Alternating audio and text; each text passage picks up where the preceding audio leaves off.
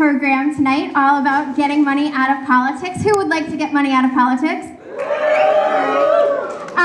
We'd like to thank our Drum and Fife Corps for coming in tonight. And our first speaker tonight is going to be Representative Corey Atkins.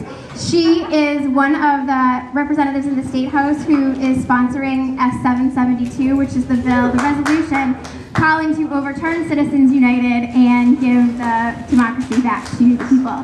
So, Corey Atkins, if you would like to come on up.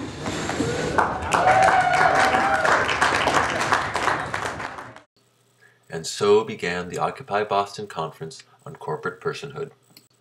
Corporate personhood is this concept introduced by the Supreme Court in January 2010 that corporations had the same spending rights as human beings did in political campaigns.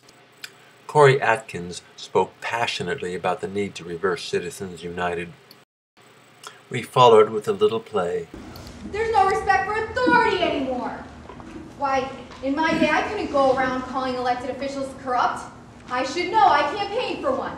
And who would that be, Mrs. Snodgrass? Richard Nixon, 1960.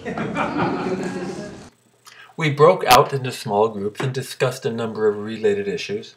Then we got back together and listened to a panel discussion about some of the issues we had just discussed.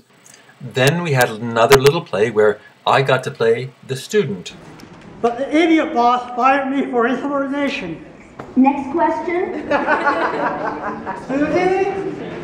I'm a student, but I'm afraid of taking student loans and being saddled with them for decades and decades. You have to live for your dreams. The girls I have sex with might want to get married. Sex and related expenses like condoms are luxuries you may have to cut. And so ended the evening. We started the next day with Larry Lessig. I knew Larry from Stanford when I had been in computer science there. He was a legal opponent to the new copyright laws which we in computer science were so vehemently opposed. The framers gave us a republic, but what they meant by a republic was a representative democracy. And what they meant by a representative democracy, as Federalist 52 puts it, is a democracy where there was a branch of the government dependent upon the people alone. Right? So here's the model of government. We have the people, and we have the government. I do my own slides. It's pretty cool the way that balances. Right? So the people and the government, this marionette relationship, so that the public good would be found in the context of this litigation between the people, in the context of these representatives deciding what they should do. Here's the problem. Congress has evolved a different dependence. It's not just a dependence upon the people, it's increasingly a dependence upon the funders. 30 to 70% of the time a member spends in Congress is time spent raising money. After questions, Larry was surrounded by a bunch of people who had interesting things to talk about. I had nothing to say myself, but I merely wished to bask in the glory of this man whom I admired so much. Then we had breakout sections. I went to one on activist team building. We were quite an assembly there, I'm guessing 150 people. After we reported on the results of our breakout groups, we returned for a little auction.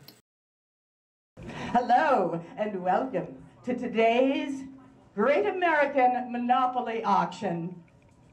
The selling of the citizens. It's going to be a lot of fun. We have a terrific group of corporate powers here.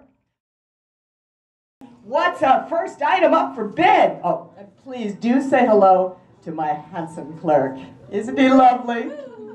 The first item up for bid is, let's start big, free speech. And we're going to sell it off right now. Don't look so surprised.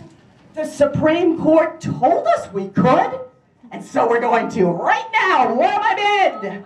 10,000. 2,000.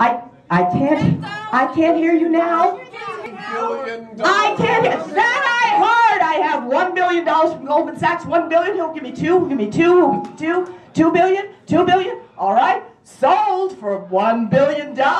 And what a bargain to Goldman Sachs. How can you top the selling of the American dreams? And so we didn't. We declared it an end to the conference and wandered home. I should have been depressed, but watching the kid in the snow, somehow I wasn't.